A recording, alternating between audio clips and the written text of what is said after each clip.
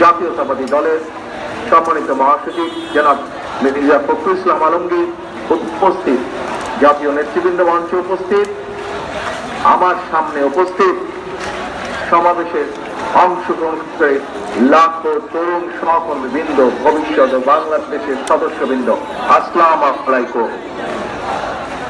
প্রিয় ভাই বোনেরা, দেড় দশকের ফ্যাসিবাদ বিরোধী আন্দোলনে ছাত্র দলের হাজার হাজার নেতাকর্মী হতাহত হয়েছে।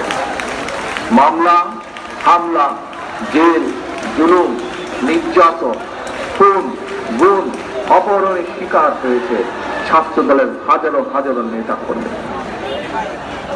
শুধুমাত্র এই যে জুলাই গণ অভ্যুত্থানে চট্টগ্রামের ছাত্র দল নেতা ওয়াসিম সহ শতাধিক নেতাকর্মী শহীদ হয়েছে, আমাদের আরো আহত হয়েছে।